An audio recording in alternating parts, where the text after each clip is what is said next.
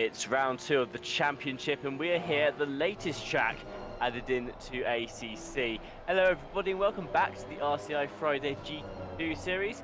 My name is Tim Peck, joined today in the booth by Austin Devonshire, and we have Stewie back behind the cameras. Austin, it's a new track today. I've got to say, I have been very excited for this one for a while now.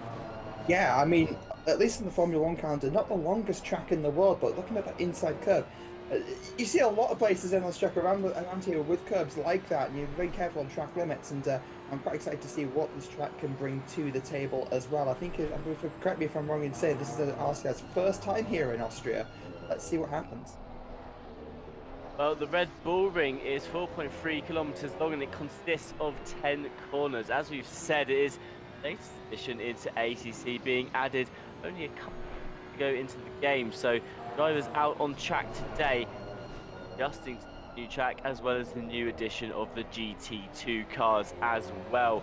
Once again, the strong lineup from last week will return to the grid, but with a couple of new faces that we've noticed as well in the pre-race practice, Austin, we were talking about, and we've got a couple of Mercedes in today, so it'll be interesting to see how the Mercedes performs against the other GT2 cars, which we got to see in action last week at Suzuka. Yeah, no, it definitely seems to be a bit of a performance skew towards the Maseratis and the KTMs at the moment, but as we said last week, maybe certain characteristics will show on the tighter, sort of twistier tracks, maybe the KTM will kind of come through, but when you compare the mid-engine layout of the Maserati and the lightness of the KTM, it feels like the AMG should be kind of a middle ground. So maybe it might not have any particularly amazingly strong tracks, but maybe it will.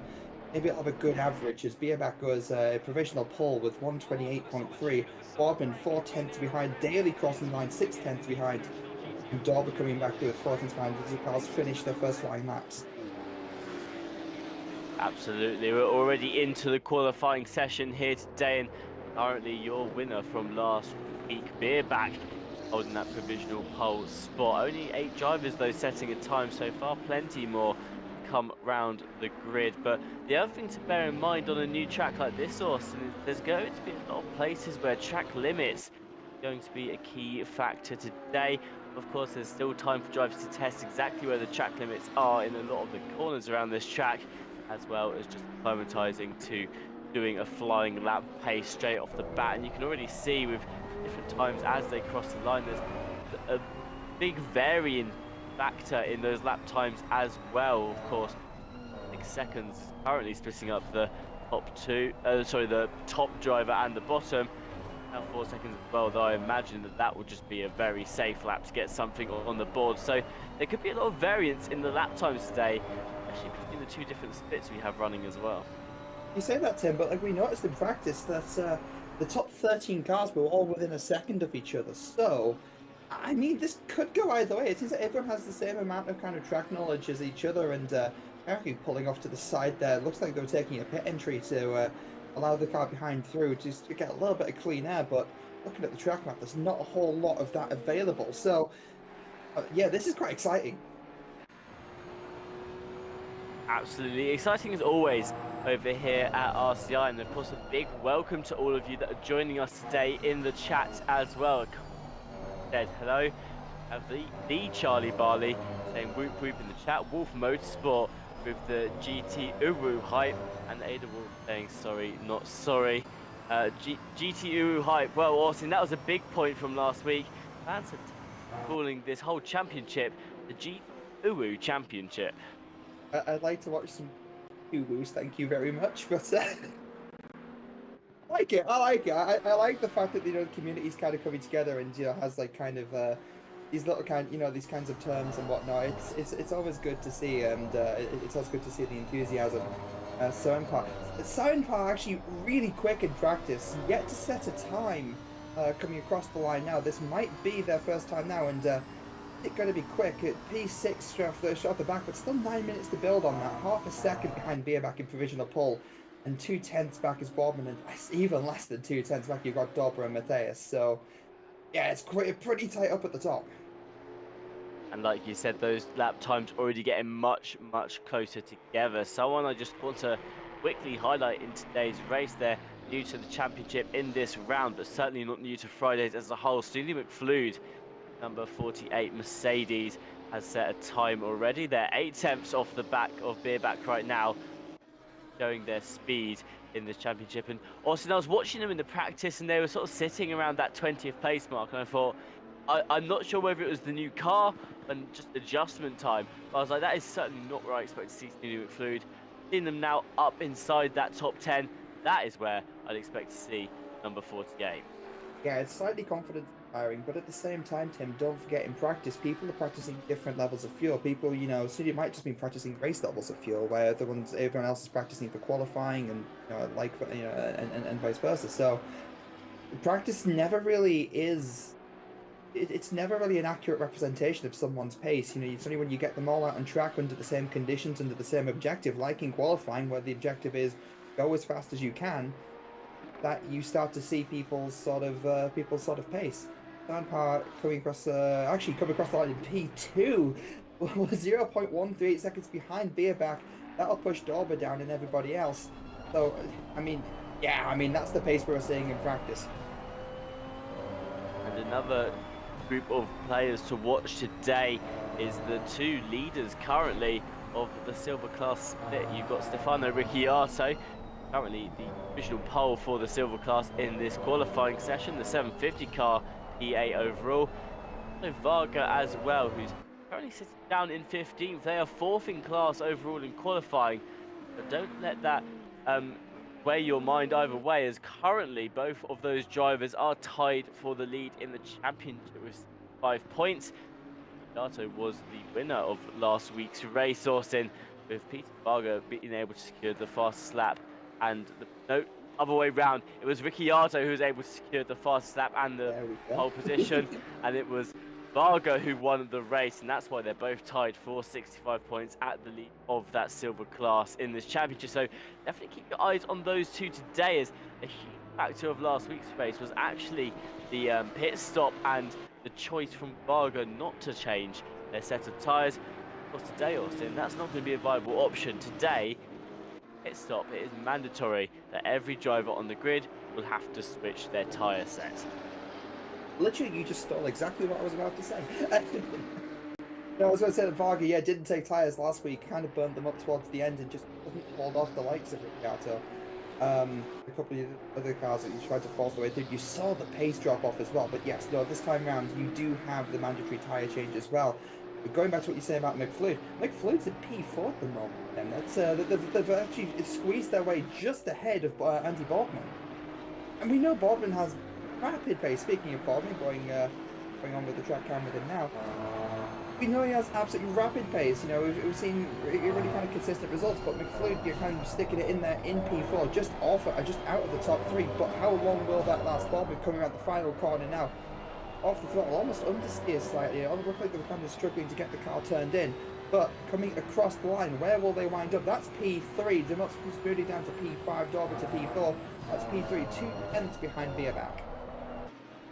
Andy Boardman, someone who bloomed quite early on in the race last week, started at the top, off for a couple of laps as well, and then the battle really started to pick up with Beerback eventually taking that top place by the end of the race. So exciting things happening in both classes of this championship. What we mean when we talk about the two different splits, we have of course the pro split and the silver split. Take a look to the standings on the left-hand side of your screen. Any driver with a white number next to their name is in the pro class. Any driver with a silver number next to their name is in the silver class. Now, there's no obligation for any of these drivers to get out of each other's way. Should they meet each other on the racetrack, they are allowed to race whoever they come across, which sometimes is something that brings out some very interesting techniques, with Ricciardo currently having 5 cars splitting them, and Partes, their nearest competitor. Now coming around the final corner now is the 230 car, who's up on their time by 3 tenths. This will be enough to take that provisional pole slot if they're able to hold it together, and they are. Saran Parr, the 127.8, the first driver on the grid to break into the 127s qualify. It's fairly rapid time. It's It always feels good as a driver when you kind of like break into a sort of time bracket. You know, the first to do it because if it, I know, like again, like the gap between like first and second hasn't really changed. It's still only about 2/10. But when you're not when you're like kind of like your main second number it is a second lower than than the rest of the competition, it feels good, doesn't it? So and likewise, if you're behind them, it feels a little bit sort of daunting as well because it feels like they're just that much faster. And in truth, it's still only 2/10. But Jordan Daly going slightly wide there, and I think they may have gotten it slightly wrong. But there is still time to set up for another lap. Still 3 minutes of qualifying remaining. I think they had to let the car pass, you know, that was coming up behind them a little bit quick. So 750 is off somewhere as Ricciardo, who's returned back to pits. Still 3 minutes remaining. Anything can still happen. Well, it has just been pointed out by our broadcaster as well. The track, top right-hand side, you can see is still in only fast condition. It's not optimum yet. So of course, lap times are going to continue getting faster and faster as well. Of course, if you look across the split of the lap times at the moment, top 11 all within a second of each other, and then it's fairly close down the rest of the field as well. We have 28 drivers. I want to say 23 there. We have 28 drivers out on the track today, so it's an increase of 5 from last week's 23. And one thing I did point out, Austin, is Darren Parr, who's currently holding that provisional pole place. Take a look at the car that they're driving. They're driving the Audi, which means they will be the best performing Audi should they hold that provisional pole position after this qualifying session. Of course, the current car manufacturer of choice has very much been Maserati, followed by the KTM. Maserati did come out on top last week, the majority of them scoring much higher than the KTM across the race. That's it. But I mean, race pace is certainly something. But yeah, I mean, that was only one track though as well. I mean, we've only ever seen these at we've only seen these cars at Suzuka so far. So I mean, this track's very different to Suzuka in a lot of ways. I wouldn't say it's as much of a power track. The only real power section of the circuit is the long straight here with you know, it does actually have a turn. This slight curve you see the KTM coming through here. That is turn 2 of all things. It doesn't feel like a turn in a car, but when you see the bikes come around here, yeah, they get some lean on. Absolutely. Crossing the line now, your provisional pole sitter just improving on that lap time too. Now 127.7. Darren Parr behind the wheel of the 230 Audi. Currently back championship leader, 3/10 off of that pace. And Andy Boardman, 0.03 of a second behind that P2 slot. So plenty of room for maybe jumping up a couple of positions there. Up and down the field though, stagnated on the amount of improvements we've seen. There's a couple of cars that are on a lap that is better than their previous ones. Most of them currently in the red deltas at the moment, so they're going to want to set up for this final lap now, or since a lot of these drivers crossing the line for the final time in today's qualifying session. 20 seconds left to go.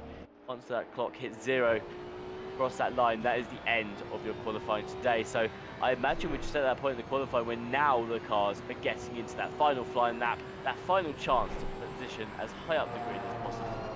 That do or die kind of lap in a way. This is often the scariest part of a qualifying session because you just know there's no more chances. Bierback getting slightly squirrely there down into T3, coming on the run down to T4, level with their Delta, so running out of places where they can actually make this time up. You know, opening the corner up, running on that inside curb, and important for lap time, and a little bit of understeer there, catching the gravel. And you see the Delta fall away from them. That's a lot of time to make up and not a lot of time to do it. That is unfortunate for Bierback and may be the end of this flying lap. It depends on where they've dropped time in their previous lap results, but I think that's going to be it for Bierback there, who seems to just be losing more and more time on that Delta as they now close in towards the finish line. A shame for them, but it won't be taking the pole position for today's race. Raphael Hull, however, currently up on their lap time as they come into the final 2 corners now. Seconds them from that top spot. They do have a slight improvement of 3/10, which should put them quite firmly in the middle of this top 10. We'll see what they manage to hold on to as they cross the line here, and it does put them up into P8, tracking 8 temps off that provisional pole time. City McFlude currently holding on to that P7, also improves on their time and manages to bunny hop John Daly one position further up in P6, and now Miguel Martins on the final drivers to cross the line puts themselves up into that top 10 as well. Great lap coming out of them in the final moments of this qualifying session. The Van Aken also improving by just 1 place their final lap as well. Well, there you go, ladies and gentlemen. That is going to be your results for qualifying today. Red Bull Ring, Søren Parr will be your pole sitter with a time of a 1:27.7. Near back, your championship leader starts in 2nd place with a purple sector 3 as well. Andy Boorman in 3rd, Dorber 4th, Mateus 5th. Judy McFlude starts in 6th place. They're holding on to the purple lap time for sector 1 as well. So some variance going on across the grid in where these sectors are. Now scrolling down through the rest of the grid, Ricciardo starting in pole position. A silver class split with 3 pro drivers splitting them and Varga up. Galeos holding that 3rd place starting position in silver. Well, Austin, we've got 4 minutes 30 seconds before the drivers take to the track today, and in that time we're going to be going through standings for this session. Silver class here with Peter Varga and Stefano Ricciardo currently tied for points with 65 for that 1st place position. Kevin Boss in 3rd place has 53 points, with Guar Fox 4th with 48. Khan Van Aken had a great qualifying session today. They're currently in 5th place with 44 points. Callum Kerrigan has 40 points there in P6. Andrew Harvey in 34 points, 3 points ahead of Andy McCrory, who's in the KTM as well. And then we've got Sky Red in P9, 28 points. Jordan Bubbins, 20 points last week, currently holds on to that 10th place slot. And on the 2nd page of the silver class, you've got a bunch of other drivers who are still in this championship, all with 0 points, means that they are still competing, but are new to today's race. Anyone with a little hyphen next to their name has since signed out of the championship, and that will be rounding out our silver drivers in the GT2 class. Austin, why don't you take us away with the pro split? Cycling through there, we got there's the GT2 Pro Split. You got Noah Bierback with 68 points leading this championship. Joe Dorber in 2nd place with 58 points. Only by 1 point with 57 points. Andy Boardman in 3rd. 4th is Tobias Geider with 48 points. Marco Ripper in P5 with 44. Corvin Matthias in P6 with 40 points. Luke Wilson, P7, 37 points. John Eraser, P8 with 34 points. 31 points to Mark Redford in P9. And Spoda Skrillex in P10.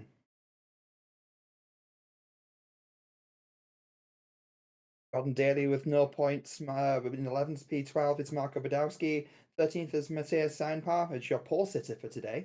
14th is Norris McSquirster. I'm not sure if that's yeah. 15th place is Miguel Martins, and 16th is Raphael Huel.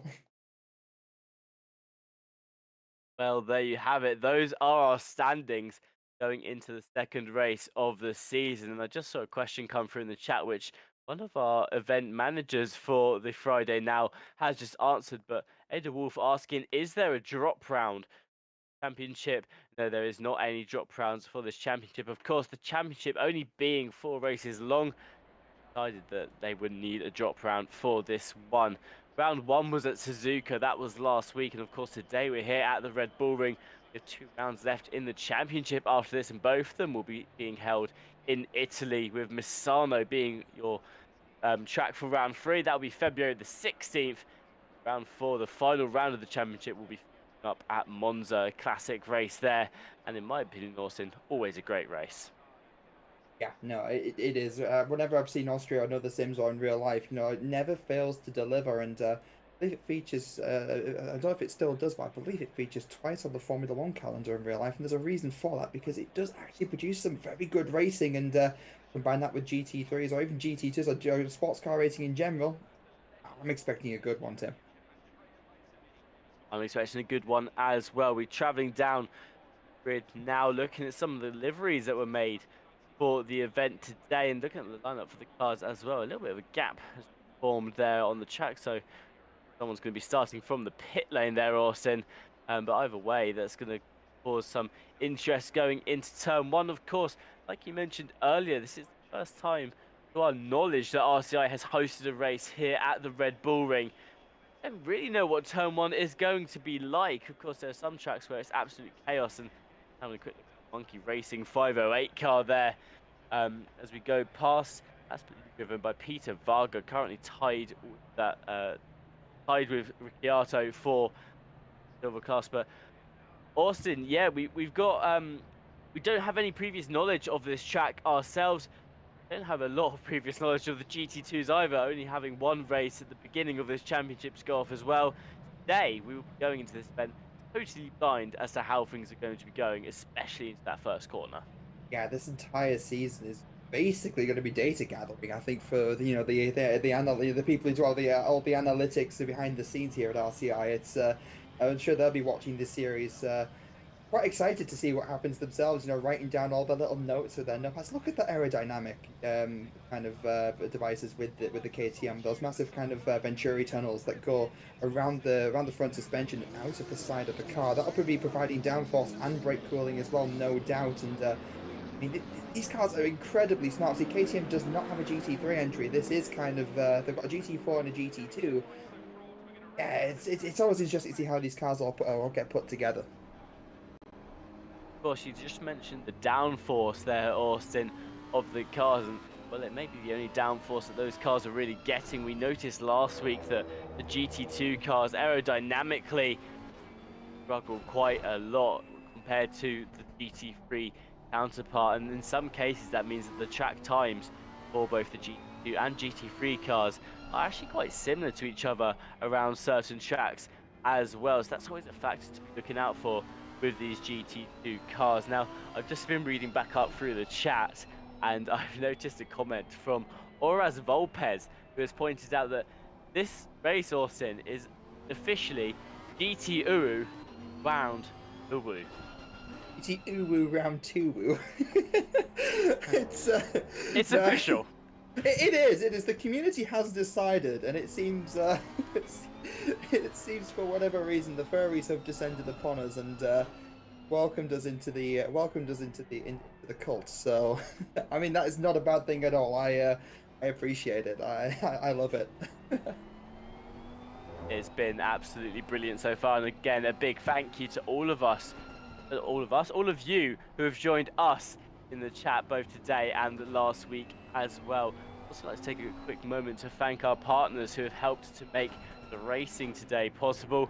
For AK Esports, digitalmotorsport.com, Driver61, Go Setups, and Fanatec as well. We'll talk more about them later on in the stream. They've all helped in ways to provide today's race and have supported us as RCI across the last couple of years as well. We're still going around the track on the outlap here, Austin. So it is a much shorter one than it is compared to some of the other tracks we've got in the championship. They're just coming around that final couple of corners now. Exciting race, I believe, we've got on our hands today. Yeah, I mean, if I remember anything from having driven this track before, turn one is a lot tighter than you think it is, so a bunch of cars all backed up into each other could make this a very interesting spectacle to watch. And going around the final quarter now, a couple of places to note before we do. The second to last quarter track limits is going to be interesting. First quarter track limits are going to be interesting. Waiting for the green light, going 2 by 2 across the pit straight, and calm before the storm, before we get the lights that will turn green any second. Now there we go. Who's got the best start? Everything kind of just equal at the moment. Well, it's going to be a drag race down to that first corner, although I believe Sarah and Parr going to have the better end of the stick as they cut through there. And now you can see cars, a bit of chaos at the bottom there, though not too much, only really a small collision that just caused some of the back of the field have to go wide at the end of the first corner. Now we're leading up into turn 2 and already upon us as the drivers slow down once more. 3 wide for that third place slot there, but all managing to navigate their way through successfully. Now, Sarah actually losing out in the beginning, is currently in second place. Joe Dorber, though, able to get their third place spot. They've managed to hold off the likes of Bourbon, although once again going into the right-hander here, and more chaos as the car collides. That's Miguel Luckily, Martins, I think, on Snooty McFluid, actually. Two Mercedes, you have similar shapes in the background, but I think Miguel Martins just had a little bit of a tap there. McFluid kind of came across on a wider line to come across to the inside, which I believe is the actual racing line anyway, and just got a little bit caught out. McFluid, I believe, caught up on another incident there as well. I saw another car facing sideways. A little bit of chaos there for the two Mercedes. absolutely, but they were able to catch it, which is what is key here today. We've had a couple of small incidents across the track already, but so far it has been Austin. Quick recovery and cars able to avoid further incident. Had a fairly clean lap one. I think all these considered, I think you're right there. Jordan Daly getting a little bit frustrated there, flashing the lights, and I believe that is on AS. Yeah, it's because Boardman is going side by side. Boardman in that blue and yellow Maserati in the 420. So I believe that would be Boardman just squeezing ahead of. Side by side, going side by side into turn 2, turn 3. Daly will have the inside line, which is the kind of more favourable line to have. Can they make it stick? Braking slightly later. Going slightly wide, a little bit of door rubbing here, and again, it's one of those corners. It's one of those corners that kind of tightens up on the exit, and you're going to see cars kind of cross paths like that, and that's just going to be racing. Daly will stay ahead of Boardman. Maybe a bit of bullying there as they really pushed it to the limit with Wilson. They're pushing Daly right to the outside, but that is what we do like to see here at RCI. Cars really getting their elbows out as drivers fight to hold on to these spots and still go neck and neck through the corners. We've got currently Lout here in the number 55. They're holding off Barthez as they try to navigate through this middle sector of the track. Barthez now coming back though down the inside of the corner. They'll have the advantage yet again on the left-hander here as well. The grass on the inside is going to stunt their acceleration a little bit though. May leave them vulnerable to the Porsche from behind. Train speed going to be like one of the most important parts of carrying momentum throughout this race, and that you're kind of maintaining your gaps. You sort of see as well the back end on Bartez's car there, even on the Porsche behind on was that on Laut's car, back end just getting a little bit loose, and you can just show just how hard these guys are pushing these cars, and we've already seen a few go completely sideways. Another thing I wanted to talk about as well, Tim, is Miguel Martins. You saw one of the shots on going down towards turn 4 on the first lap. Miguel Martins' AMG just pulling away from one of the Maseratis. That's Dwarf Fox in the wall. Race replay and see what actually happened there. Going down into turn 1, side by side with one of the Audis. A little bit of a tag and sends them round. So quite unfortunate there. Yeah, unfortunately for poor Fox, that is going to be them facing the wall. Luckily not making too much contact with it though. Prevent the damage and not make them go back into the pits that extra time. Raphael Hull currently fighting neck and neck with Gator in the 514 there. No, it wasn't. That's the number 20. Oh, that's the number 200 of Skrillex that was holding off Raphael Hull. Skrillex is going to stay ahead of the number 21 car as they continue to try and keep the gap close to Ricciardo ahead as well. One thing I have noticed across these early couple of laps, Austin, is a lot of fighting, and you also pointed it out as well. It's going to be all about keeping up that momentum today. A lot of the time cars have been trying to defend. They've picked up a little bit of the grass at the side, and that's it. They've lost the position quite quickly after that. Same cars looking for an overtake though. Oh no, back to Raphael Hull. What's happened here, Austin? Let's take a look at Raphael Hull chasing down Skrillex and actually pulling him side by side, and a little bit of a tag there. Skrillex kind of managing to save it, almost gets bumped back into position by Raphael, and unfortunately sending Raphael into the infield. So it looked like for a moment both cars could have saved that, but just second tap was just enough to send the other KTM around. Marco Ripper still chasing down the likes of Laus, and another race replay coming through from our broadcaster. Judy McFluid, what's going on here? There's a little bit of a tap, a little bit of a bump there, trying to avoid the Audi that had been, the Maserati that had been tapped, but just about getting away with it. Yeah, that was of course a race replay from lap 1, turn 1, and that goes to show what happened on that first corner there. This is at the top of the hill, and turn 3 is Andy Boardman making slight contact. I believe that was Søren Parr there that they were connecting with at the top of the hill as well, but too bad happening, causing further incident. This is now going down towards that turn 4, and you can see there, yeah, on the brakes causes them to make contact with the car in front. Again, though, a quick recovery, Austin. Just say, you know, there were quite a lot of incidents across that first lap. For the most part, managed to keep it together on the track, and those that did spin managed to stay out of the way of the back of the field. Just about it, and there's the track. There's track limits in full effect there for Lout in the 55 Porsche. Just again, the thing with the Porsche is that you have to really manage the back end, with the engine being over the rear wheels. As soon as it does break traction, which in theory it's harder to make it do, but as soon as it does lose traction, that engine just acts like a pendulum and pulls you wherever the car wants to go. And in that instance, it was off onto the outfield of the circuit. Andy Bodman going around the outside of, I believe that is Sarenpar.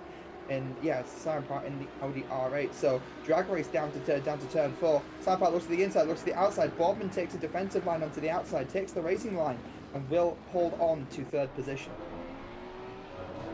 Sarenpar was, of course, your pole sitter for today. Now finds himself in 4th place, but up that pace, definitely still has it in them. They just need to find a way to get that momentum back in the car. And again, Austin, it's coming back to what we were saying before, momentum going to be key today. Bierback currently sitting on that top spot with the fastest lap of the race as well, 3 seconds, 7 up from Joe Dorber, the nearest competitor, currently in 2nd place, as well as Sarenpar still looking for a way through the rear of Andy Boardman. Nino holding firm and able to keep quite a lot of momentum through those last couple of corners there. That's going to be key for their defense, as Marco Ripper now attempts to hold off the 3 cars behind as well. You can see number 73 able to just block the 55 and the 999 of Ash Bibby, finding a way through there, which is causing them to have further contact. They continue to battle it out. So Ash Bibby going to be able to, not Ash Bibby, sorry, it is the 73 and the 195 Partes there, driver who you saw go off the edge of the track, and able to recover fairly quickly though. In the race replay here of Partes, this is what's just happened. You can see the car ahead, that was the Porsche. Ittish didn't make contact with either driver behind though. Separate instant drivers just sort of tapped each other going out of the exit of that final corner. It was kind of a little bit of a move from Narnia from what we saw on the cameras, but I mean, it looks like it's at least returned there, at least one of the teammates. It's the 999 car that's just given the other silver Mercedes a little bit of a nudge, you know, just a little bit of a reminder that they exist. I'm really glad you mentioned about momentum and the fact that Bierback has the fastest lap so far, because my concern with Boardman and Sarenpar is if they keep fighting, are they going to be able to kind of keep that kind of momentum going to catch the likes of Dorber and Bierback, or are they just going to start falling behind and actually put themselves more at risk of the cars behind them as well, and give them a chance to enter the fight for the podium? It is always a possibility. You know, sometimes you got to work together, especially at this stage in the race. You know, especially when the leaders are starting to get a little bit of a gap on. Sometimes you just got to work together to pull yourself up towards the top positions. But we'll have to see how that plays out.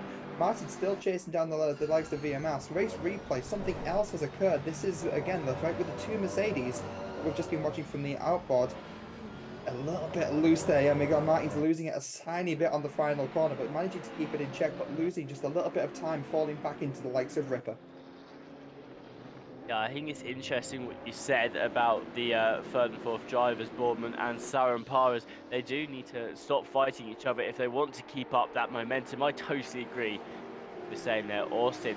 Cormac Malloy in the Wheelie Slow Racing Team number 11 car, currently going toe-to-toe with Ash Bibby. Both of these guys broadcasted Fridays for us in the past, and Cormac going to come out on top on the exit of the corner here, cutting off that exit from Ash Bibby. He's actually swung to the inside with what looked like almost a snap of oversteer. Not go into the back of Malloy's car there. Callan Kerrigan watching this from the background. Another one of our RCI staff, this time one of our commentators looking to get involved in the fight as well. So an interesting three-way fight here forming, Austin. And I think what's interesting about that particular situation is Miguel Martin's now going towards the outside. Double over. Not the double overtake there, but just able to make the overtake on the 5-1. No, that's on the 727 there. Miguel Martin's over, great move there, just around the outside, able to keep that momentum up. But what I really liked, Austin, about the Cormac versus Ash Bibby fight was Cormac showcasing the advantage to the momentum of these cars. If you can cut up the momentum of the car that you're fighting behind you, if you make it so that they can't accelerate out of corners the way they want to and really stall their progress, that will help you to the lead on them. That's going to help you to extend that gap as well. So it's all going to be about car placement in today's race, trying to chop up your opponent's momentum, making sure they cannot keep the pace that they want to, but without hindering your own. That's a really good point, Tim, because as I said before, these cars, less aero but more power. If you can stunt their acceleration, that's a big hit. That's a big hit into the wall. That's Partez involved, and I believe that might have been well, that wasn't Ash Bibi. That was that Molloy? Was that Cormac? It might have been. Gotta see the race number, but yes, no, going down to the braking zone for turn 3. Looks like Partez turned to the right slightly and taps the rear of that silver Maserati. I do wonder. I mean, was that the turning point? That was Cormac Molloy that was caught up in the wheelie slow in number 11.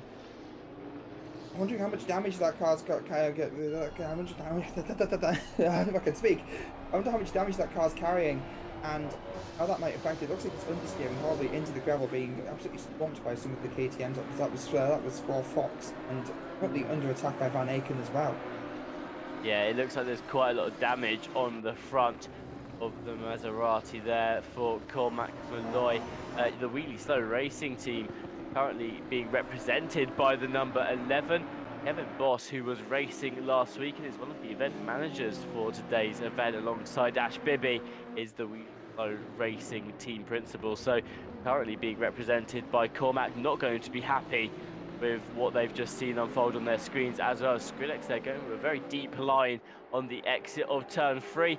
And now once again under pressure from Susie McFlood, who taking back that position, with Skrillex took them for P11 like going on your screens right now, but McFlood not quite able to fully take that position back, holding the inside line, but Skrillex going around the outside, just losing out the exit of the corner. McFlood having to really fight for this P11 here, and again, Austin, it's all in the long run going to chop up the momentum of these cars, which stalls their progress in the race overall. And I think that's what we're seeing as well towards the front of the grid with Andy Boardman and Søren Parr right now, is they're not going to be able to close that gap to Dorber if they continue to battle it out with each other. That's it. I mean, less than 4/10 between Søren Parr and Boardman. Boardman already fallen behind, 1.6 seconds behind the likes of Dorber. As Kerrigan going on the inside of that'll be Ash Bibi. Ash Bibi getting all sorts of sideways, actually manages to catch it not once but twice. Managing to keep the hold, but Kerrigan, I'd say that's Partez going sideways not once but twice. But Kerrigan will find a way around as Squall Fox and Bubbins fighting into the second to last corner in the background. Bubbins staying ahead of Squall Fox, but Squall Fox is making their presence known. They're really good, really gunning for that position, and might just get it if they keep that pace up. Looking towards the inside now as they go down towards turn 1. Squall Fox going for the lunge. Keep that momentum going as well. That's going to be gained for Fox Racing as they take Bubbins and secure E24 for themselves. Cormac Molloy now on the back of Van Aken. They're also towards the inside this time of turn 3, but not going to go for the dive into the corner. Instead choosing to just back out a little bit early and follow through. Of course, Molloy only involved in an incident a couple of laps ago, causing their car to pick up severe damage. Really want a repeat of that just yet in today's race. Squall Fox going to be continuing to hold on the defense of Partez, who now looks for a switchback maneuver. Partez goes down the inside, and maybe following through goes Bubbins as well. As Fox there really lost a lot of momentum, picking up again the gravel on the side of the track. Austin, it goes to show today you really need to keep it on the hard stuff, because that was almost 2 positions lost for Squall Fox. That's it, and I mean the move was completely valid. It was on, and they've made it stick now. They have gotten round, but yeah, no, maybe it would have been just a little bit smarter just to leave it another couple of corners and wait for that mistake in the first place, because that nearly cost them more than it gained, as you said there, Tim. And yeah, no, it goes to show how important this momentum is, even if it means trying to pick opportunities. That final corner really proving interesting for Charles. Van Aken on the grass with a bit of a tap there, back onto the grass, going up behind. Van Aken will find a way through past, I believe that, yeah, that is Bubbins. But yeah, no, that was maybe a bit of a questionable move. A little bit of contact there, and two wheels off the racing circuit entirely. So it's a new line. I've not seen that one before yet. But then again, that's the first time we've seen this circuit as Partes pulls into the pits. Pit window is currently open for half an hour. And yeah, I mean, the requirements are fresh tyres, so we'll have to see exactly how that pans out. Well, you've got a 30-minute pit window for Drive through the today's bottom. races. Wilson there looking to find a way through John Daly as well. And like you just mentioned, the drive-through for Andy Boardman as well. That will be track limits as we have no live stewarding here today. Wilson going for another attempt on the inside of John Daly, this time keeping their momentum down the start finish straight, and will have the inside advantage turn one as well. Will they be able to carry the momentum through the corner?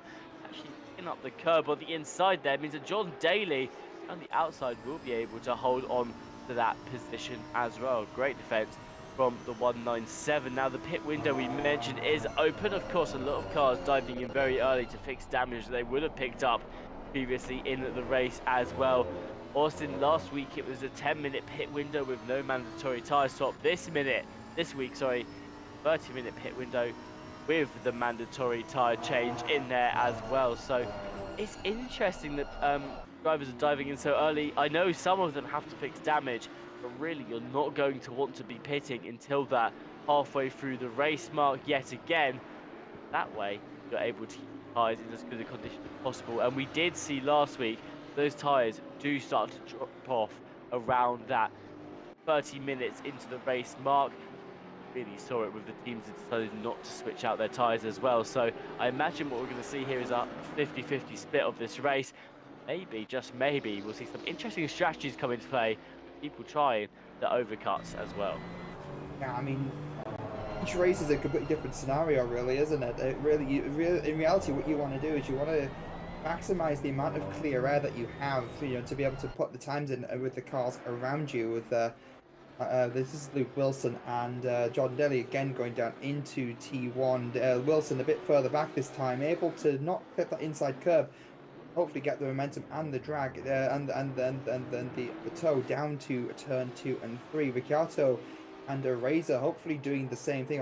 Yeah, that is a Razor. Oh, no, it's Varga, sorry. So Varga, this is the fight for silver. Actually, both these guys tied on points for the championship between Ricciardo and Varga.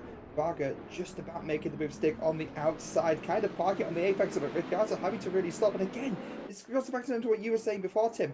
Varga stalls it down on the apex, means that Ricciardo can't get on the throttle as early as they'd like.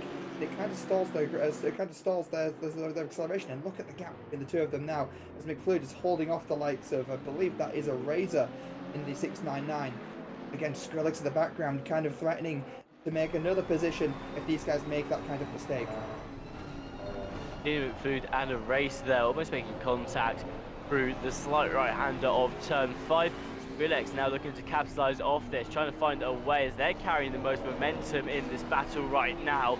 Looks towards the outside yet again of the 699 of John O'Race, and not able though to find the opening that they wanted. Instead, just going to have to lie back a bit and wait for that opening yet again. Goes for a look down the inside once more. I think the problem for Skrillex here is that they're carrying so much speed.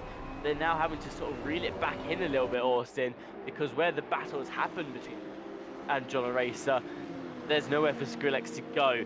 So that's again another factor that's going to play into the momentum of the cars as well, is that if you do catch up to a car that's ahead of you that is defending well but is going slightly slower, you're going to have to reel it back in without completely losing all momentum too. And that's what Skrillex seems to balance quite nicely now. They've reeled in that momentum. They're now sitting a comfortable 4 attempts off the back of a Racer, so not really within striking distance they'd want to be in, but also haven't fallen into the clutches of Podolski just yet. So a good management there from the number 200. It gives them a chance to kind of put a run together, but at the same time, it goes back to what I was saying about the undercut and overcut. Maybe this is a time for Skrillex to kind of come in, because if they're being held up by the cars ahead, maybe if they stop in and get that clear air, they can then put in the faster laps that these guys can't put in right now. Maybe once the pit stops are done and done, maybe they'll come out just ahead without having to put in anywhere near the amount of work of having to find a way through. But I mean, this is the intricacies of racing, though, right? It's the undercut versus the overcut, and it's almost impossible to tell which one's going to be best because it's all very circumstantial to each driver's situation. Is Kerrigan holding off the likes of Bibby, going down into, I believe, yeah, this is turn 4. Yeah, that's Kerrigan saying, no, Kerrigan making the move, actually. Kerrigan was behind in P21, bit move for P20. Ash Bibby will drop down to P21 now. Doesn't really have a response. The other red Maserati coming up behind, I believe that is Partez. Partez is down in P26, so unless something's happened in the timing sheet and in the timing sheet between now and anything happening, I'm not entirely sure. But either way, that is Kerrigan making it through Ash Bibby. That might be a lapped car situation that we got right now, as due to the pit stops. It is Partez, you were correct. It's a lapped car situation due to the pit stops. Some drivers have had to take it early and have found themselves now interspersed on different laps. Skrillex going down the inside here as they hope to overtake John Eraser. Soon McFlew disappearing off into the distance, leaving Eraser vulnerable to that inside line. You can see now Skrillex looking to go through on the inside. Badowski watching again, now taking Skrillex's, looking for a way to capitalise off the battle ahead. And Skrillex pulling slightly ahead of John Eraser, going into the left hand. That means that they're able to take that P10 slot. John Eraser now on the defence against Badowski, who, similar to Skrillex, had to compromise so much of their momentum, else the battle ahead unfolded. They're just not quite within that striking distance anymore. Capitalise straight away. Badowski was carrying a lot of pace, so we'll continue to see how that does unfold as well. But one thing that will be good to note at home, if you're wondering who has pitted in this race and who has yet to go into the pit lane, nice easy way to tell that as well. Look at the driver number on the left hand side of your screen. Those drivers that have a little orange 1 next to their name, they have yet to go and take a trip down the pit lane and serve their mandatory pit stop. Right now, actually, the Gator in the 514 has started to enter the pits by the little P on their name. They're about to serve their pit stop with 37 minutes left to go. However, that orange number 1 will turn into just a green bar once they've served their mandatory pit stop for today's race. They don't have to take another trip down the pit lane as well. So for those of you at home wondering who's pitting this race and who hasn't, that's a nice, quick, easy way to tell. Diddy McFlew, though, took Eraser a couple of laps ago, Austin, has now closed in on Ricciardo, who's currently fighting with Varga for P1 of the silver class. Who'd have thought these two would yet again at each other's throats whilst being tied on points overall in the championship? I see silver class being very, very tough this season. Something I've noticed about the Mercedes, a bit of an observation, I don't know if you've noticed it as well, Tim. Straight line speed is absolutely phenomenal. Like, I don't know if you've seen early on in the race, Miguel Martins was kind of pulling up to some of the Maseratis in front. Diddy McFlew again. I know they've got the draft as well, but it's such a short, little straight there, already making a little bit of that gap up. Luke Wilson entering the pits, and just watch these two coming down this start-finish straight now. Just watch the kind of gap that Snooty should pull on the Maserati if my observations have been correct. Straight really, but definitely closing the gap just a little. This Mercedes seem rapid in a straight line.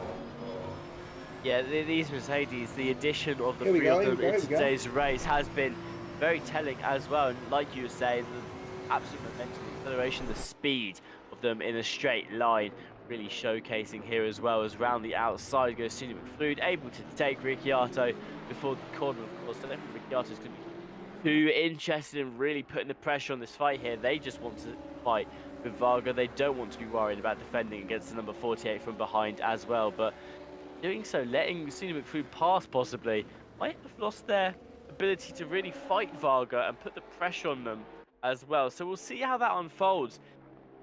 Able to take Varga as well and make that battle tighten up again once more. Beerbach still your leader for today's race. Well, the gap between them and Dorbo in second place right now is 5.6 seconds, Austin. Absolute dream so far for the 180 today. Yeah, I mean, it's all kind of come together for them, hasn't it? I mean, I know they mounted the curb a little bit at T1 on lap 1 and kept the nose clean, and I mean, the guys ahead of them just kind of fell off a little bit. So Sarenpar is P3 currently, and Boardman is down in P11 after serving that drive-through. So yeah, the cars around them have really kind of fallen off. Dorber is, I mean, it's not on the on the timing sheet just yet, but Skrillex still chasing down. Actually, no, Skrillex is a stop go 30, which is speeding in pit lane. Yep. Yeah, it's speeding in pit lane. So that's huge. So stop go 30. That's huge. Already down in P21 too. That's huge, and here of all tracks as well. That's going to be very, very huge indeed. A lap It's a time third of of a a lap. 1:28 average. Something like 30 is probably going to take you the entire lap. Let's be real. By the time you're in the pit lane, you're traveling down. You've I didn't stopped even for 30 consider that. No, you're seconds. right. That's a lap that Skrillex is now losing there, which is going to take out the battle they were having with John Eraser as well. Then, but they will have picked it up from speeding either in or out of the pit lane, most likely speeding into it, carrying a bit too much pace with them. John Daly on the exit of the pit lane here. They're going to put themselves back out into the mix with not really any close competition right now on the track either. They've got a nice gap between them and the 808, which is a lapped car ahead. The 420 behind them is Wilson. Again, they've got quite a bit of distance splitting them and John Daly up as well. Daly's sort of sitting in this nice bubble right now. Can't be said for Ash Bibby, who is looking for their way through Fox once more. Goes towards the inside, slight contact between the two cars, and Ash Bibby there really had to slow down to keep that from going into the wall. Yeah, but manages to save it, but a bit of that gap forming up again between themselves and Fox. I mean, these guys have been fighting for most of this first stint now, and again, it's one of those fights to keep an eye on and see if it actually kind of changes after the pit order has kind of run its course. But at this point in time, it's that weird kind of middle ground where half the cars are pit, half the cars are yet to, and you know, the fights that we're looking at kind of yet to resolve. Snooty McFlude still chasing down Varga, and at this point in time, Ricciardo's just got to hope that Varga's traffic management with Snooty doesn't, you know, it kind of costs them time in a way. Varga has to basically sort of find a way to either defend against Snooty. I mean, they've got every right to, they're in the same race despite being in different classes, or whether or not Varga wants to let Snooty through and basically do what Ricciardo did and just try to lose as little time to the faster car behind as possible, because it's clear that Snooty does in fact have the pace. I mean, as I say, we've already established that Mercedes in the straight line is just pulling up all of the gap that it needs to, that's losing in the corners. But it all comes down to what Varga and how they react to the situation is going to be. At this point in time, is it a good idea for Ricciardo to pit and you know, kind of hope that Snooty gets, hope that Varga gets held up? I'm not entirely certain, but again, still 15 minutes or 16 minutes, sorry, of the pit window open. Yeah, Speaking it's of a tough which, situation there, but Ricciardo is going to decide to go into the pits right now. I think that is the correct choice from the 750. They're going to the pits. You now know that you're going to get a good outlap on a fresh set of tyres. Varga under pressure from Snooty McFlude, you know, they could opt into really pushing the lap here, but what Ricciardo's done is ensured that Varga will not yield that position to McFlude, at least until the end of this lap. And what would be smart for Varga here is they need to come in instantly in response to that. They cannot continue this one-on-one fight with Snooty McFlude. It's just going to keep slowing them down more and more. And I think it's interesting for Varga as well to leave Snooty McFlude behind for so long. I mean, Snooty McFlude did close on them quite quickly. Of course, Snooty McFlude's going to want to get through as well, because they want to be fighting towards that top four as well and just closing that gap back up. And what Varga did there was they left themselves really vulnerable to Ricciardo from behind anyway, because that said Ricciardo Austin is still in this fight right now. They're lurking just behind Snooty McFlude. The second gets alongside Varga, that leaves the door open for Ricciardo to also follow through as well. We've already seen so many times today that, you know, letting through two or more cars at a time is certainly possible. But I think the real winner from this pit stop situation here is going to be Ricciardo. A perfectly timed pit stop to add that pressure to Varga, and you can see Varga now has to answer by going into the pits himself. If Varga had done that extra lap, Austin, it would have been very bad news for 508. yeah, I think they've mitigated damage here, and I'm not sure if Ricciardo had the stream open when I was saying about potentially pitting. But yeah, no, it's I'm genuinely quite curious to see how this one would play out, because plays out. Because for us, Ricciardo, I'd have stopped when they did. Like, I think they made the right call as well, Tim. So very curious. I mean, we'll find out. Okay, coming on to this, coming through this lap now. Still 14 minutes remaining, and a good chunk of cars, or about a third of the cars, still yet to make that mandatory stop. I know Boardman's currently in pits, Badowski's in pits, Varga's in pits, Soundcar's in pits, Dorber has just exited the pits in P6. So that will still be Beerback in first place. I believe they still actually hold the fastest lap too, and I do wonder if anyone is also going to be chasing that, because that's more points on the table, Tim. Yeah, absolutely. As you've seen, you know, these extra points can keep you. Championship battle, look no further than Ricciardo and Varga, who are currently tied on points. Got a point here, Austin. It sounds exciting. Yeah, no, I'm just wondering because Ricciardo coming across the start finish now. Where is Varga? Actually, that's a huge gap. Is that Varga? No, that is Varga out. 3.3 seconds out as well. But Varga will also have cold tyres with this as well, and Ricciardo's will be warmer, but was cold this previous lap, so it might even out just as much as you'd expect it to. Wait just a little bit longer. Although Ricciardo's pit stop was seconds longer than Varga's as well, with Ricciardo being stationary. Being entering the pits and leaving, taking a full time of 1 minute and 11 seconds, and Varga entering then leaving took a full time of 1 minute and 9 seconds. So it's about a 2-second gap in the pits between those two. That's what we're seeing on the track as well. Ricciardo, you can see currently 2.1 seconds behind Varga, so that may be the reason for the real difference there. Like you said though, cold tyre is going to be a huge factor as to whether Varga will be able to maintain that gap, but then again their tyres will last that extra lap longer as well, so that also may be a factor much later on in the race as well. Beerback coming out of the pit lane, they were your leader going into the pits, they are still going to be your leader coming out, with the exception of Stevie McFluge, who has yet to pit on the track. They're really going to carry this towards this latter half of the pit window, it seems. And you know, Stevie McFluge, one of the drivers in that position right now where they can continue to carry it to the latter half. I mean, before they went into the pits, they were carrying more pace as Boardman there goes down the inside of Badowski, making that move up into P11, I believe this is them fighting for, with all the pits and other shenanigans happening on the track as well. But Austin, you know, they're one of the drivers who can really push their stint to the limit here, as long as it's not compromising their speed too much. That's it. They've got clear air ahead of them. It just makes you wonder whether or not those tyres, you know, we already know from last week, after a certain point they do drop off. So I wonder if Snooty's in that sort of drop-off phase where they'll be starting to lose time despite having clear air.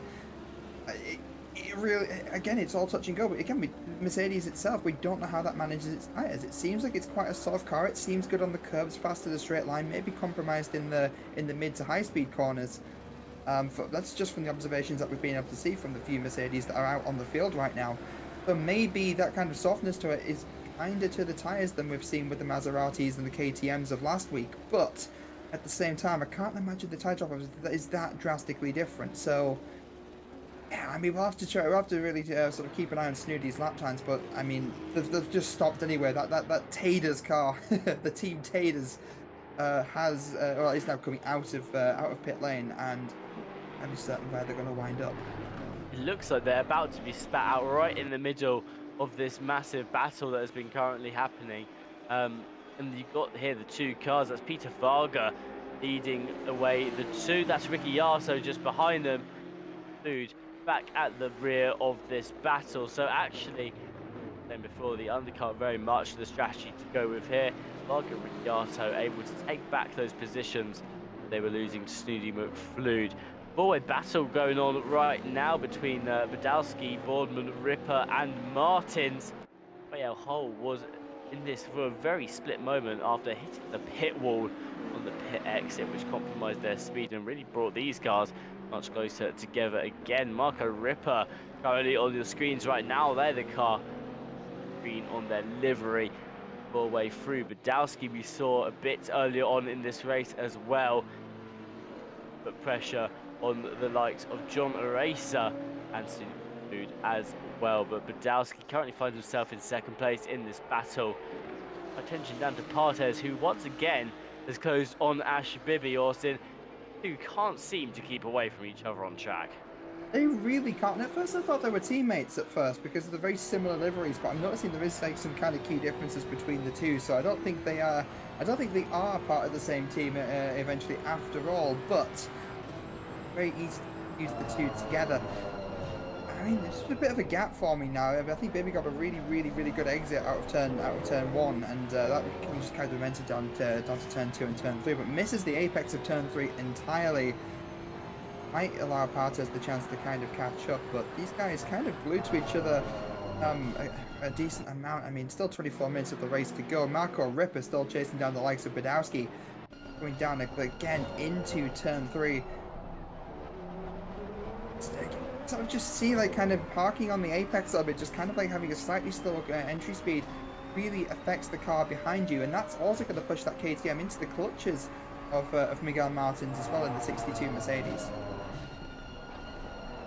Yeah, we've talked about it quite a lot today, haven't we? Of if you continue to battle it out with the car that's next to you, yeah, okay, great, you might be holding on to one position, you may be fighting to gain one position, but actually in the long run, you're going to be really compromising your momentum, compromise your lap times, and eventually the cars behind are going to catch up as well, whereas the cars ahead start to pull away. And what has happened here to Cormac Malloy, having to recover their way back onto the track.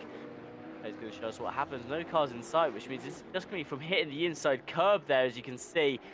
Exit turn one, spins their car to face the wrong way. Now, as they recover, do they make contact with the wall? No, they don't. I thought I saw that rear wing clip the wall for a second, but it didn't.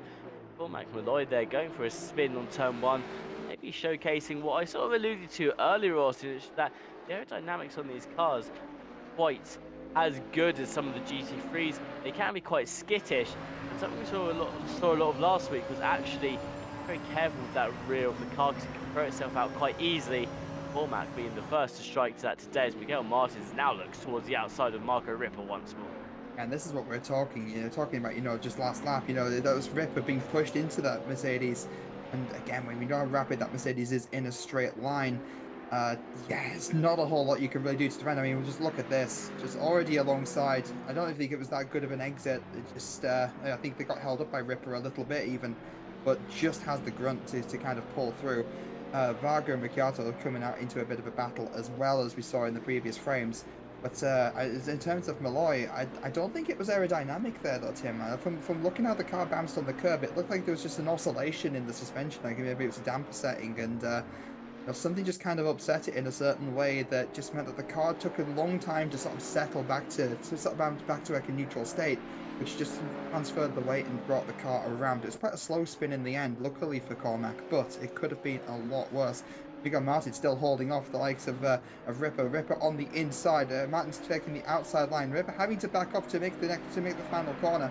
That will give Martin's the position, but is it going to be enough for them to pull away? Rafael Huel in the background there as well, going slightly wide into the final corner. Lout holding off Galoy in that silver Maserati we saw get beaten up earlier. Yeah, I mean, right now at this point in time in the midfield, it's still anyone's race. Yeah, absolutely. We're continuing to see battles up and down the field, constantly going on as we continue with this race. And a big part of that as well is the slipstream of these cars. What's happened to Stefano Ricciardo here on the outside of the track. Race replay showing us what's happened. Stefano Ricciardo making contact with the rear of, I believe that's Varga. Food going through at the end there as well. That's going to be both of the silver class leaders have to recover there, and Stefano Ricciardo doing the sportsmanlike thing and waiting for Varga to enter the track, let them go back out ahead as well. They can continue their battle without having to worry too much about what that means for them in the long run. It all just comes down to where in the silver field it's kind of dropped them down to. It's lost them a few positions the way it looks of it, looking like all the timing sheets are starting to equalise. Rafael Huel separating the two of them now, which isn't ideal for Ricciardo, but ultimately still running P1 and P2 in the silver class, but via mass not far behind, only the likes of a Razor separating the two drivers. So, I mean, not an ideal situation for Ricciardo, but did the right thing there, just kind of pulling off to either side. But, yeah, it's not ideal. It's not ideal, but I mean, look at the gap still to Villa Mass. I mean, yeah, they're only being split up by John Racer. 15 seconds splitting up the 727 and the 750 of Ricciardo right now, and that's for P3, the same class as them. Varga and Ricciardo there, they took a while to recover. Obviously, once they did recover, you've got to pick up that momentum once more. It goes to show the lead that these two had pulled against the rest of the field in the early stages of this race. And I mean, Varga and Ricciardo still holding on to P1 and P2. Yes, it's a lot further down the rest of the standings, but it goes to show just how well that they have done across the rest of the race. I mean, if I'm Varga of Ricciardo right now, I'm turning my attention towards maybe the pro split for next season. Of course, we'll see whether this is a track-to-track thing, but seeing as they're currently tied points right now for the championship lead, I'd say that these two are maybe looking at themselves a promotion for next season. That's it. I mean, we do have the pre-qualifying thing, don't we, as well, Tim? So, the car classes are sorted based off of a pace-based sort of metric, but yeah, no, these guys in practice, actually in a race, they are mixing themselves up in the pro class and holding their own as well. So, I mean, yeah, if anyone's kind of sort of due a promotion into pro class, we are looking at Varga and Ricciardo, and they both seem equally as deserving of that promotion as each other.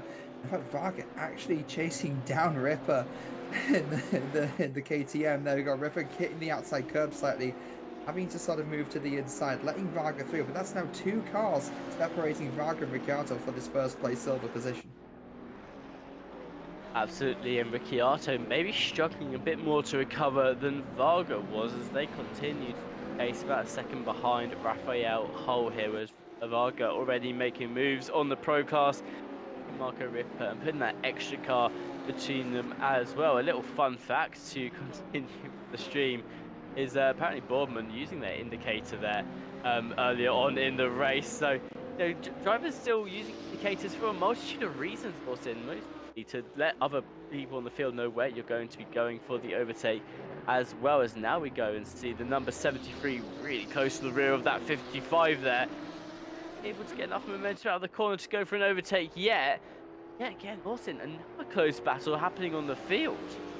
Yeah, again, these GT2s are not disappointing, are they? And Austria not disappointing either. But yeah, no, again, it's always nice seeing the Porsche out. I mean, it's a little bit of a favourite of mine, but at the same time, seeing these Maseratis and these new cars and seeing what they can do, especially in the hands of all of these drivers. It's really interesting to see like how they can actually race side by side, and these two have been kind of going at it for a good while now. And you just sort of see just how loose some of these cars actually are. It's they really give each other a bit of a hard time to kind of fight this one through. Going down into the second to last corner, this is where we see the Porsche get a little bit squirrely before. Kind of fairly planted this time round, kind of hitting the inside curb. The Maserati absolutely slamming into the inside curb, but not making any real kind of progress on that 911 going across the start-finish line, as Miguel Martin still chasing down Badowski. Closing the gap now, the Mercedes of Miguel Martin's really close to that rear of the KTM, going through the right-hander of turn 4. Now they're onto the exit, and Miguel Martin, someone in this race who keeps popping up on our screens, either being the overtaker or the overtaken.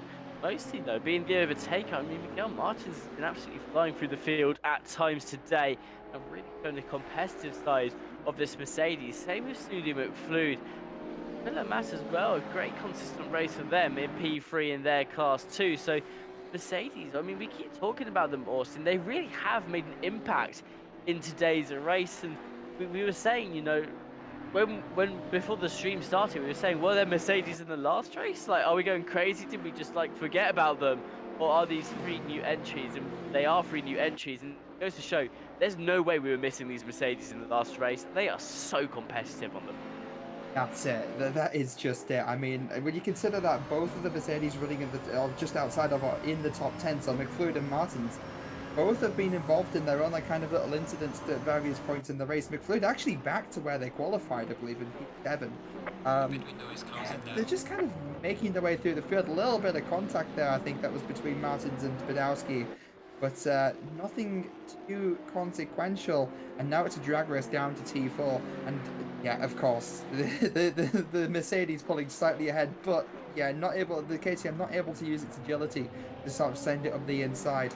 I think it might also have been Badowski just sort of backing off a little bit there, just not wanting to contest that position, just play it safe and not lose out too much at this stage in the race. Only 14 minutes remaining, so actually it doesn't feel like it's been that long of a race, Tim. Yet we're coming into the closing stages. It's funny you say that. I feel like this race has been absolutely ages, but not because it's boring, just because there's so much action that has been packed into it from start to finish.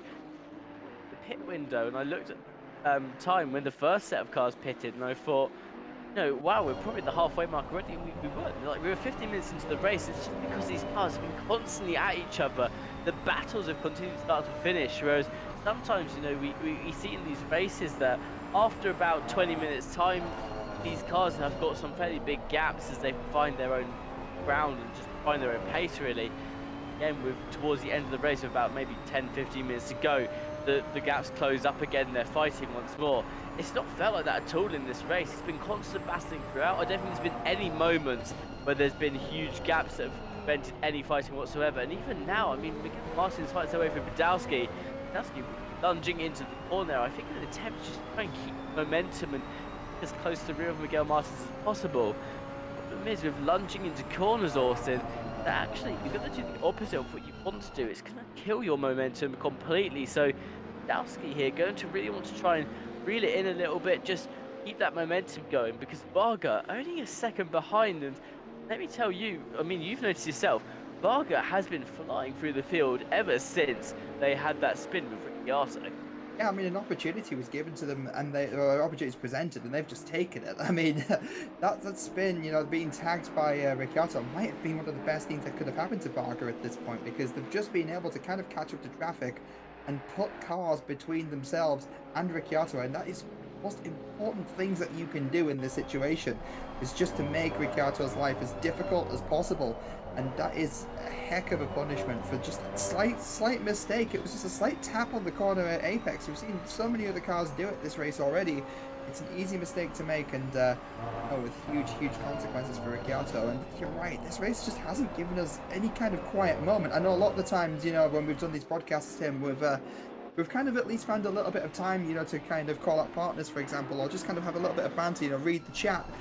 I haven't even had a chance to even look at the chat with how much has been going on stream. So yeah, no, this is great. Absolutely, the battles continuing up and down the field. As now, if we take our attention right up to the top of the field, Sarah Park closes the gap now to Joe Dorber. The 777 been holding on to that second place for a good portion of this race so far. 30 for the most part was in a constant fight with. Was it the 146? I feel like it wasn't. I feel like it was Andy Boardman for a bit, but it might have been Mateus behind the 146. Either way, Sarah Parr managing to find their own pace now, fighting their way back up into P3, now closing in on P2. And the reason I find this interesting, Austin, is because the 230, they were your pole sitter for today's race and look to have an unbeatable pace as well. They led majority of the qualifying session today, and it was a good 3 attempts that was splitting up their top time from the nearest competitor, which was Beerback. So, Sarah Parr, they've had to climb back through the field. They really struggled in the early stages of the race. It seems they found their pace again now, but going all the way back to turn 1, they just got up that little extra bit going into turn 1. Turn 3 for them as well. They couldn't find their way through with the battles going on ahead, and I believe they also made contact as well with Boardman early on in the race there as well. And it felt like for a good 10 minutes or so, Sarah Parr was struggling to pick that pace back up. But now, in the late stage of the race, we've got 10 minutes left to go now. But it feels like number 230 has found that pace yet again. And Joe Dorber, if I was Joe Dorber right now, you've had 50 minutes of doing hot laps around this track without having to worry too much about the pressure from behind, because they've been battling in their own little space. Now you really have to hone in, turn your sort of attention up that little bit more, because you're right back in the battle and maybe you weren't expecting to be under too much pressure until the end. Yeah, Kerrigan kind of weaving a little bit on the straight there, which is actually, I mean, I would say coming across the track twice then, just a bit of an observation. But yeah, no, Sauber in a bit of a position at the moment, as you say, Tim. Basically now, we've gone from kind of having it nice and easy to having Sarenpar right behind them and gaining as well. And I'd imagine as well, pulling into the slipstream, so the run down to turn 3 and the run down to turn 4, that slipstream is going to help out massively. And that's definitely something to watch. Corner exits are going to be really, really important for Sarenpar to make up that time. Peter Varga, I believe that's also one of their teams. That's the Monkey Racing cars, I believe. Yeah, Team Monkey Racing. So getting past Badowski, and that's yet another car between themselves and Ricciardo. I mean, there's Badowski, Ripper, Huel. Yeah, that's 3 cars separating the two. And Ricciardo not able to find a way around Huel from they've been stuck behind now for the past couple of laps. Ripper going right onto the curbing to take a bit of a look. He actually gets the exit and might actually win this drag race going down into turn 4. And now we've got Marco Ripper still continuing to try and find the drag, as you said. Approach at turn 4, not able though to find a way alongside Badowski. Badowski going to hold on to that P12 with Varga now leading that part of the train. 11 for the 508, 1 in class overall as well. In the chat, or as Volpez asks, what sort of lap times are the Silvers doing? If you don't mind me asking, of course we don't mind you asking. The average lap time currently in this race is about a 129.8 to a 130 for the Silvers. Of course, you do also have to factor in the fact that right now some of them are in battles. We're in sort of the midway through their stint as well, so tyres have dropped off a little bit. Evan Boss has just said in the chat when they were doing a few laps to see how it felt. They were doing 2.9.4s, and they're currently 3rd as well in that Silver class as well. So, you know, a couple of varying times across the field, and of course other factors do come into play as well. And even like looking up and down the field, you do have some people doing the 131s too. So potential there, if you are thinking of entering the races yourself, get involved as well. If you are thinking of entering any of the races that we host here at RCI, we've got races for all skill levels and for all preferences and what sort of tracks and cars you like to drive as well. RaceRCI.com/championships and check out what we have on sign-ups today. As Marco Ripper there coming into contact with Raphael Hull on the rear right-hand side of that car. Ripper, that's going to be a good couple of places lost out. That 4 cars able to navigate their way through there. One of them is a lapped car in this scenario, but overweight not ideal. Number 90. No, but that will be Ricciardo actually making one of those positions back as well onto Ripper. But yeah, that could have been a heck of a lot worse. You know, there's a good avoidance by the cars around them.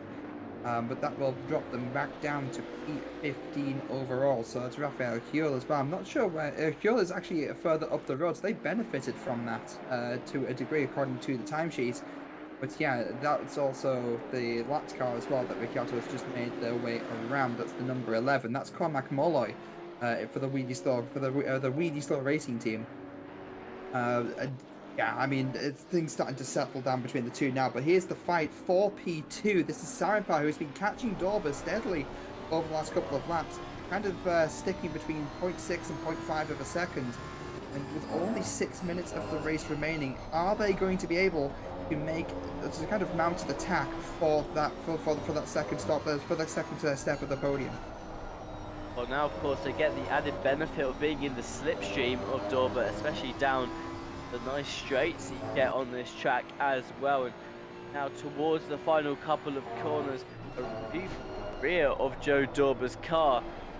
Just how close that Audi is. Sarenpar going to be looking for a way through. They need to prioritize the momentum on the exit of this final corner here, and then they'll be able to look for a move possibly into turn 1, although that Audi, the 230, is falling back a little bit in the early stage of the straight, Austin. You can now having to lunge to really get back into this fight. It looks like the Maserati really has the legs here to hold up on the straight. Dorber, with that, is going to be able to defend a bit longer against the 230 of Sarenpar. I do wonder, these cars are new, like both not just for the sim, but fairly new in real life as well. They're a completely new platform, which is why they've been added to the game.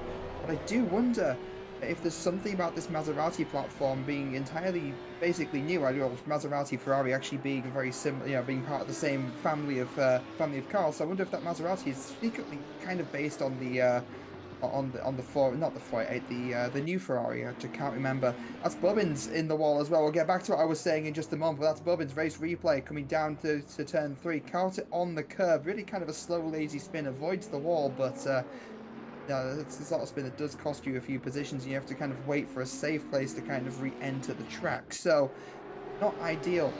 But no, I have a feeling that Maserati might actually be the new Ferrari underneath, and I do wonder if there's something about that Maserati platform being slightly newer than the R8s of the Audis that might just give it a bit of an edge around tracks like this. You know, they're kind of like, so you know, they've got a bit of high speed, but these kind of slow to mid-speed corners, I do wonder if they actually do have the advantage in positions like that. It's an interesting point you make, and we have noticed that Maserati has been the driver favourite car as well. I mean, it's undeniable with how many of them there are in this championship. KTM as well, fairly popular, but there's definitely a dominance in these Maseratis in terms of just picking, as well as, you know, the top of the field. It's mostly Maseratis as well, with a couple of other cars scattered throughout the mix. So it'll be interesting to see how they perform the more we continue the championship and continue to gather intel on these different G2s. Miguel Martins has decided that Gator is the next one of the victims that they want to attack for a position in today's race. Miguel Martins currently running P10, wants to improve that to a P9. They come onto the start-finish straight now. The Mercedes, a new addition to the championship today, with 3 of them being added onto the field, and it's shown its potential, especially against the Maserati being the more dominant car in the field as well. Mercedes can hold up as well. We've noticed straight line speed. It feels like the Mercedes is going maybe that little bit quicker, having a lot of power overall coming up the corners, but you know, the number 62, Miguel Martins, now turns their attention to another driver on the track. They're now looking towards the inside. There's trouble ahead. The car go off the side of the track. That was Bubbins that you mentioned was on the side of the track there. And with that, Miguel Martins going to climb up into that P9. Have a look at that race replay, Austin. No, not similar things before. They went wide, and I might have been just letting the faster cars through at that point. It can be quite intimidating when 2 cars are fighting for position and they're so close and you're a back marker and you don't want to get in the way. I can completely understand wanting to sort of move out of the way of Martins and Gator there. But yeah, coming into the final sector of the track now, Miguel Martins having the inside line. We've already established, you know, the Mercedes may be slightly lazy in the corners compared to the KTM, but that straight line speed might just pull it ahead in the run down to the final 2 corners, and it does. The Gator cutting into the slipstream of the Mercedes, but only 2 minutes of the race remaining to gain that position back. Going back to the fight for P2 as well, Sarenpar really closed the gap between themselves and Dauber. Dauber, I think, under a fair bit of pressure. I've seen them kind of scrape the gravel and the grass a few times, really trying to maximise that track space. It's not like they move on the outside and narrowly avoiding contact. But I think Dauber's under a lot of pressure right now. With traffic ahead, this could go either way. Yeah, absolutely, and the traffic is going to really cause some issues for Dauber here as well. They've got to navigate as quickly as possible. They don't want to be held up and constantly looking for a way through. Sarenpar wanted to navigate quickly as well, but Dauber there, you know, if you're gonna pick up the gravel and the grass, that's the best time to do it, where they did on the exit of that turn 4, turn 5 corners there. They've got time to recover really with not too much of a straight before the next corner as well. Look at this, where they have to navigate these 3 other cars as they go up the start-finish straight. That all those cars, you know, move to one side, whereas Sarenpar and Dauber go straight down the middle. But, you know, there's a lot of pressure right now, especially for Sarenpar to navigate this as quickly as Dauber is. You know, Dauber's cleared the majority of them right now. Of course, we know that these guys are already in a battle, as this is the number 73 and 55 that they're having to lap right now as well. And it means they're not going to want to really leave too much room for these cars coming through. They of course have to yield, as they are blue flagged, Austin, but they don't want to yield so much that they lose their competitive advantage on the car they're directly fighting. That's just it, and you have to find that balance as well. But I think that traffic might have just done it for Sarenpar. Van Aken just pulled off to the side there. They were kind of running in the mix of that the kind of little group of cars before, but that Audi is completely, well, it's back to the pits now. I was going to say it's completely motionless. But Stewie in our ears, our broadcaster, suggesting that maybe they're out of fuel, which is, I mean, it is the final lap of the race. Maybe this race went a bit longer. And speaking of final lap of the race, that is Beerback crossing the line for the checkered for the overall win of this race. I mean, they've just kind of been dominant from start to finish as soon as they kind of got ahead, right, though, Tim? Absolutely. I mean, Beerback now taking back-to-back wins in these races. First half of your GT2 Championship, Dorber able to secure that second place. Now a 2.4-second gap to Saranpar, who just got held up in way too much traffic in the later stages of the race there. Mateus about to cross the line. They'll be claiming that fourth place spot. John Daly not too far behind and will be claiming fifth, as well as Wilson claiming that sixth place spot as well. Further down the field, Villa Mass taking the checkered flag. They entered the pits as well. They'll be securing third in the class with Laut, and number 73, the Eloy car, will be securing P19 overall, P5 over class 2. A couple more cars yet to cross the line. Peter Varga, after a great recovery drive from making contact with Ricardo, will be taking P12 overall, just 300ths of a second of Badowski, who drag raced them down that start-finish straight. Varga, though, will take your one victory in today's race. Ricciardo here in P2. Back-to-back win for Varga, as well as Skrillex here. Making love to the wall, it seems, Austin. Nose to the wall there. I believe they had already crossed the line. That wasn't an either way, an interesting view there of Skrillex in the final stages of this race. That's just it. I mean, that's been kind of non-stop from start to finish. And looking in the chat as well, I believe that's Van Aken in the chat, but saying the engine was kaput, somehow blew the engine over the race. Kevin was suggesting maybe too hard on the downshifts, and Dauber acknowledging that maybe it was saved by back markers a little bit. And looking back on the stream, Dauber, I think that might actually be the case. That was getting quite close towards the end. There you have it on your screen. These are the final standings for today's race. Beerback taking that victory. Dauber in P2 with Saranpar in P3 as well. Close battle saved by the back markers for Dauber there in the final stages of the race. Varga will be your race winner today for the Silver Class split. Ricciardo in P2 for Silver Class. And Villa Mass, due to Van Aken's engine blown up, taking that P3 spot for Silver. A great race by all, and the rest of the results currently displaying on your screen. We have had one very exciting race today. Austin Evan battles up and down the field, constant non-stop as well, which hasn't given us much time to mention our partners who helped to make today's race possible. We have AK Esports, who are a leader in esports management and competitions around the world. More on their services they provide, the akesports.it. The link is in the description below. Digital Motorsports is our other partner for today's race. They are your top brand and should be your one-stop shop. Everything sim racing. Check out their website. You can visit the link in the description below. They've got a really interesting sim rig builder where you can build your own sim rig from the ground up. Driver 61 is a coaching team that helps sim racers fulfill their potential out on track. They provide one-to-one driver coaching and full driving courses as well. Get 25% off driver coaching if you use our discount code video and find out more about that now. We also have Go Setups, who provide expertly made AC setups for all skill levels. They are built by some of the fastest professional sports drivers and sim racing engineers from around the world. Link in the description today. You can browse their premium setup shop. Setups for both esports and safe alternatives for anyone looking to drive and compete in a race. And then last but not least, we have Fanatec, who are a global leader in high-end sim racing hardware.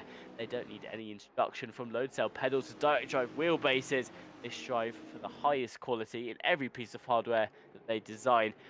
You can help us out by using the affiliate link when you make a purchase from Fanatec, and thank you very much if you do so as well. That though, Austin, I believe may have an interview from today's race. Welcome to the booth, Varga, and a great victory for the Silver Class today. Indeed it is Redemption Day. Well, of course, this is the Red Bull Ring that you've won at today. It's a new track added to ACC. You a fan of the Red Bull Ring now? How did you find it? I was 100 correct. Like the circuit and how it is a relatively short lap, but corners are quite fun, I would say. And very close to me. Second closest big circuit as it is Slovakia, so it feels a little bit home in there. Oh, that might be a new home track then, for you being quite close as well. And my other question for you is, new cars also a new addition to ACC. How are you finding it behind the wheel of a GT2? Very enjoyable, I have to say. The car to me is perfect match of being alive, but still having enough grip and downforce to hold the car in corner. Brilliant. If it, Well, I'm going to pass you over to Austin now. Austin, any questions for the race winner for Silver Class today? I think the elephant in the room is the fight with Ricciardo. Very very close. You guys came into this with equal points actually, kind of neck and neck. Obviously, I believe you do pull ahead with this one as well. But how was that fight going for the championship? And I saw we did see a bit of a moment between the two of you earlier in the race, which actually kind of gave you a bit of an advantage. What went through your mind at that point? uh, well, as the start, I think we are still level on points. I don't think I got the fastest lap, and he still hit a pole. So it's still as close as it can get. And the fight with him was somewhat unexpected, coming from last race Suzuka. It was relatively similar again. Like he was ahead of me, I was behind him at that, and I knew he was faster from Suzuka, much faster around there. So I did not really expect much. I was aiming for a podium at the start, but after turn one, I had a Razor head of kind of helped me because he squeezed him a little bit on the apex, I think, and couldn't get a run out of turn one. Allowed me to pull ahead, and after that, I honestly don't know if he just did not have the pace or was just conserving the car a little bit, trying to just run quick laps to get away from the other silver drivers. And the incident with him, that was just, I don't have nothing to say about it. Like, it's something that can happen in that turn, and that is or actually, owing to the incident and waiting for me to return to the track. I have to say, my rejoin was, as I heard from my teammate Marco, uh, kind of not nice, but in the moment, I just wanted to get back onto the circuit, get in a correct way and not lose time because I knew there are other silver drivers behind and they are definitely not far. So I was just hoping to, okay, let's keep us two as we are, not get someone else into the fight. Last thing kind of you want, have a third car in the mix. And Makes after sense. that, I got, I guess, kind of also lucky with the traffic as they started to split us apart and like 5 minutes to go, I see there is a gap of 4 seconds behind. I get past Marco as well. And Marco was just about holding it together. It was mostly throughout the entire race. I kind of felt like just do not make a mistake, get into good positions, and we're gonna get it. I have to say, in one lap, I don't know if you saw the fight when we changed position. Uh, when he managed to nice move into turn one, and I just was a little bit more brave on the braking turn two. And apart from that, it was a nice drive. I said it was rather calm, very calm than I expected. Yeah, it looks like it's a lot of fun from outside the car as well from our perspective. It looks like it's gonna be a really really fun season. But no, congratulations on the win today for the silver class because yeah, it's looking like it's really gonna heat up. I don't know. We'll see because this circuit is probably quite new to some people who did not play lots of the F1 games like I did. So I know this track quite well. So maybe very much new to him. I think when we get back to usual ACC tracks like Monza and Misano are the next on the calendar. So I will see about that. Maybe if I'm after next race, I could eye up the champion possibly, but I'll believe it when I see the final results with me as P1 at the end of the season. Absolutely. Well done to you for today's race. Yet again, a brilliant race today, and one for you. And good luck with the rest of the championship as well. Hopefully, like you just said, the battle with you and Ricciardo may continue into the later stages of the race. Well done again, Varga. Yeah, thank you. Well, that brings it to the end of today's race. Of course, if you've not had your racing fix yet for RCI, we're coming back to you on Monday with the Ferrari Challenge, and that will be brought to you by Ash Bibby, John Dalton, and Jesse Lees behind the broadcast team for that. We've also got the Wednesday Masters Championship as well of Jesse Lees, Ash Bibby, and I'm Dan behind the commentary too. We've also got iRacing Thursdays, which is going to take a break after yesterday's race, February 29th. That will be back with the rest of the team there as well, so keep your eyes peeled when we go live with the iRacing Thursday race. So sign-ups, I have been informed, have opened now. Saturday Night Out Season 17. First race will be held at Suzuka.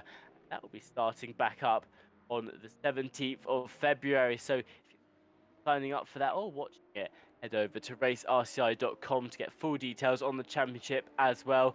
We also have the AMS2 Formula 1 V10 Championship for you as well there. So if you want to get involved in any of the racing that we do here at RCI, that's the place to be. racerci.com/championships. We talked about it earlier in the race, but there's room for all skill levels here at RCI, and there'll always be someone for you to fight out on track. I am sure of it. Last thing to mention is thank you all for joining us for today's stream.